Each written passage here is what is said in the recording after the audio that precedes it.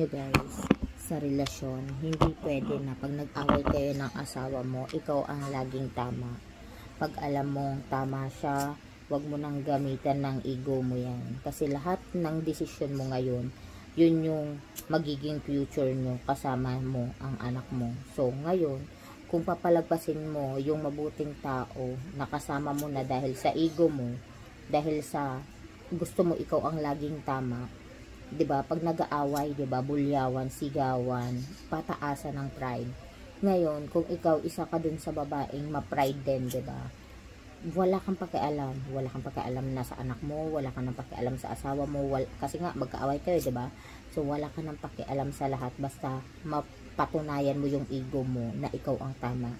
Minsan, kailangan ibaba ang ego kasi hindi lang to about sa atin or sa akin or sa iyo na lang.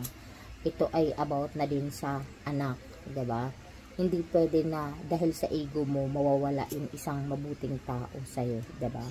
Alam nyo guys, itong asawa ko nakaaway ko yan dati. Magjowa pa lang kami, super away. Tapos doon pa lang sa away na yun, kung hindi siguro ako nag-sorry, siguro wala na yan sa aking asawa kong yan. Ngayon, 2024, nag-away ulit kami ng grabing away. Ngayong May na to. Tapos, I am crying. Kasi, alam ko, may pinaglalaban ako. May pinaglalaban din siya. Pero, kung i-open ko yung ano ko, 'di ba nga, kung magiging open-minded ka, both side, titingnan mo kung sino nga ba talaga ang may mali. Then, pag nakita mo na ikaw yung mali, 'di ba? Okay ba sa 'yon na ikaw yung mali? Willing ka bang mag-sorry, 'di ba? Ganun siya. Willing ka ba mag-sorry? Kung hindi ka magsusorry, anytime now pwedeng mawala yung asawa mo, pwedeng mawalan ng tatay yung anak mo. Willing ka bang magpakumbaba para sa pamilya, 'di ba? Hindi lang to basta ego eh. Dapat as tao, marunong tayong mag-accept ng mali natin. Yung tipong pag nalaman natin, 'di ba? Inanalyze natin, nalaman natin na mali tayo. Tataas pa rin ba natin yung ego natin dahil sa hindi, ako pa rin yung tama, ganon, 'di ba? Kasi ako yung tama, 'di ba? May mga ganong tao eh. Pinapanindigan nila ng pinapanindigan kung ano yung nasabi na nila dahil nga ayaw nilang magpatalo. Pwede naman magpatalo paminsan-minsan.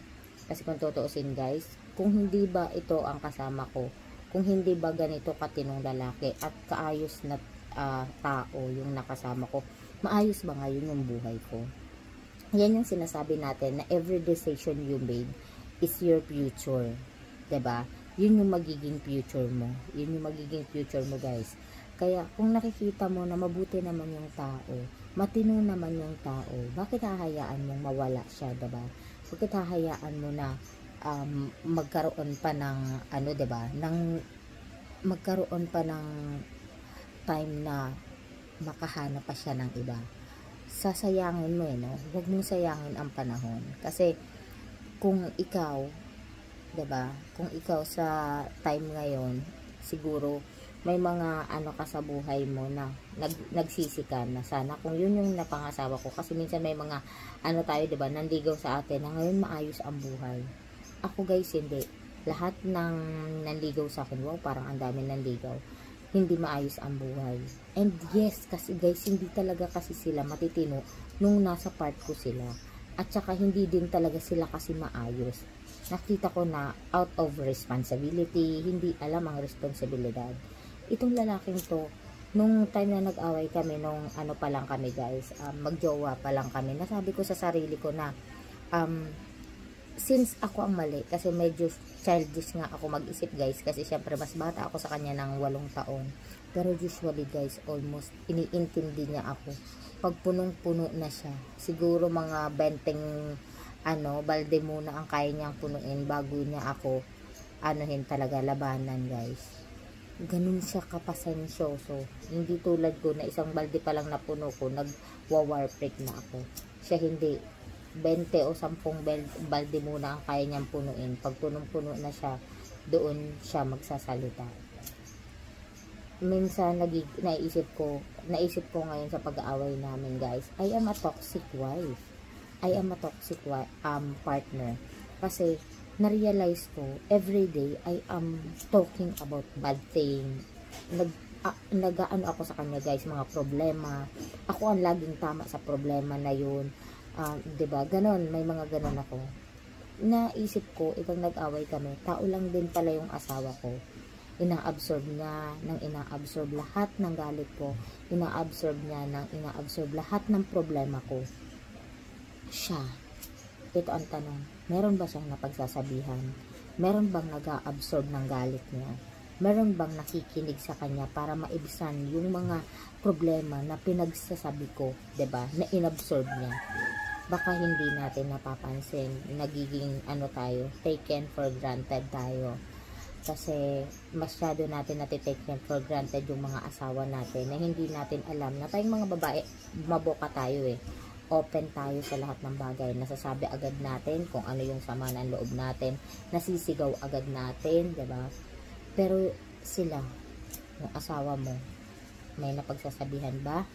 Pag sinabi sa yung iinom, 'di ba pinagbabawalan mo? Which is yun lang naman yung time nila to talk sa mga friends nila at makapag open din sa mga friends nila, 'di ba? Ang hirap ng part niya na wala siyang mapag-openan. Tapos ako, everyday, ay nangyayari pala sa akin, nagiging toxic ako, girlfriend or partner. Nagiging toxic partner ako. Parang naging absorber ko siya guys, ng lahat ng inis, galit ko, at ino-observe niya lang lahat yun. Ino-observe niya lang lahat. Medyo natatakot ako for him kasi syempre, once you control your emotion, once you always stress, sakit ang aabutin mo. Bigla na lang lalabas ang sakit sa katawan mo. And then, I feel like I'm not treating him so well. Parang mali yung pagtrato ko sa kanya. Ang dami ko na-realize guys, ito nag-away kami. Oo, may pinaglalaban ako, pero parang mas tama yung pinaglalaban niya. At parang mas hindi ko nga talaga siya tinatrato ng maayos. Sobrang bait ng asawa ko guys, alam niyo ba? Bago yan umalis, mag-iiwan niya ng pera. Pero bago pa yun umalis, kung ano mga hindi ko nahugasan dyan, since nagninegosyo nga ako, kung anong hindi ko nalinis, lilinisin niya muna yan. Parang gusto niya siya lagi lahat. Na minsan kinakainis ko naman kasi andito ako, kaya ko yan. Wait mo lang, tatapusin ko to, kaya ko yan. Pero para sa kanya, hindi mo kailangan magmadali. Gagawin ko na to para pagkatapos mo dyan, magpahinga ka na. Ang gusto niya, every afternoon dapat nakagpapahinga ako. 'Di ba? Sobrang bait. Na parang sa akin naman, parang masyado akong bini-baby, 'di ba? Tapos na-realize ko na sobrang sobrang swerte ko sa asawa ko. Kahit na wala siya dito, nag-order yan guys ng pagkain, dadalhin dito sa amin, kakain na lang ako. Kahit anong busy ko, dumarating ang pagkain, kakain na lang ako. Hugasan ko sa hindi ang pinagkainan ko, huhugasan niya pagdating niya kahit anong pagod niya. Diba? How swerte I am talaga. Tapos, pag uwi pa niyan guys, minsan kakakain ko lang kasi nakakalimutan kong kumain, pero uwi yan ng mga merienda time, may dala yan sa akin guys, palabok, graham juice, ganyan, mango graham juice, which is yun yung mga favorite ko. Kung ano yung mga favorite ko, dala-dala niya yan. Tapos may sasabi pa yan guys, may surprise ako sa'yo, ganyan pa siya, ka-excite. Tapos, nung mga nakaraang araw or year, parang natural na sa akin yun. Hindi ako marunong magpasalamat.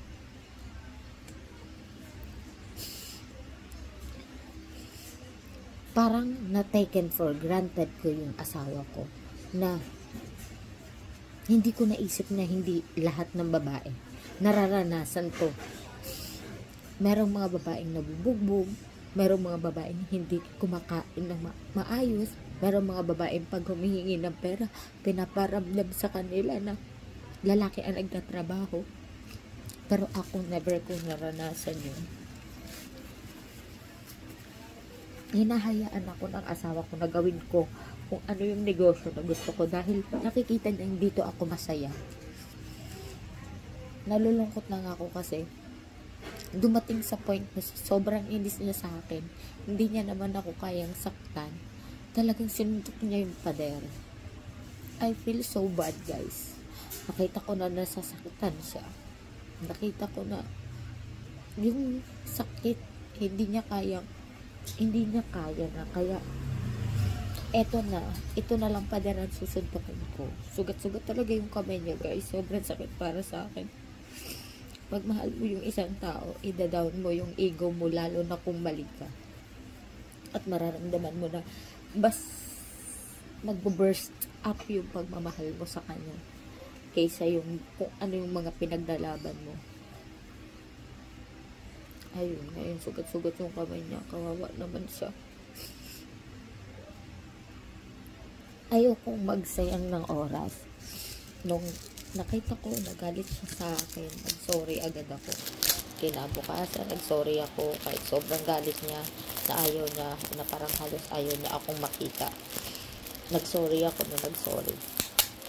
Kasi ayaw ko magsayang ng oras. Gusto ko na malaman niya na eto ako, nagsisisi ako. Actually, alam mo yung guys, napuno na siya eh. Yung punong-puno na siya. Napuno siya sa akin. Napuno siya. Lahat lang naman ina-accept niya. Kahit anong sabihin ko, a-accept niya yan. Kahit anong galit ko, i-accept niya yan. Lagi. Diba guys, meron tayong mga friend na yung parang problema mo, ipa-problema mo sa iba. Diba yung lahat ng kinukwento sa'yo, problema lang, ganun. Parang naging ganun pala ako sa kanya. Parang naging anuhan ko siya, naging absorber ko siya ng galit ko, ng inis ko. Ganun. Hindi ko alam ko gaano na ba katagal yung ganun na pinakaya niya yung maging absorber ko ng lahat ng galit ko, ng inis ko. Nakakaya niya yun. Hanggang isang araw, hindi niya nakinaya. Sumabog talaga siya guys. Kitang-kita ko yung galit niya. Kitang-kita ko na napapagod siya. Pagod siya sa mga pinapakita ko sa kanya. And yun lang. Kung may mga asawa kayo, try to analyze guys. Huwag laging tayo ang tama. Try to analyze kung sino ang tama, sino ang mali. Huwag laging tayo ang tama. Kasi yung mga asawa natin, tao din yan. Tao din yan. Ang gusto lang nila is ikabubuti ng pamilya natin. Pero ito guys, sinasabi ko, para to doon sa matitinong asawa ha. Hindi naman to para doon sa alam mo na yung asawa mo nang jojowa ng iba or nangangabit, papatawarin mo pa para sa pamilya. Ibang case naman yun. Doon lang para lang to doon sa mga asawa na take for granted ba? Take for granted ng mga asawa nila na feeling entitled lagi, tulad ko. Feeling entitled, feeling tama lagi. So, yun lang guys. Gusto ko lang kayong bigyan ng advice habang nagagawa ba ako ng realization ko lang ba ngayong 2024 na hindi laging tama tayo. At kung hindi ko na-realize to, siguro hahayaan ko or ang mangyayari is mawawala sa akin yung asawa ko, diba? Mahahayaan ko mawala yung asawa ko sa akin dahil ego ang papa-iralin ko, which is hindi naman kailangan, diba? So yun lang guys, bye.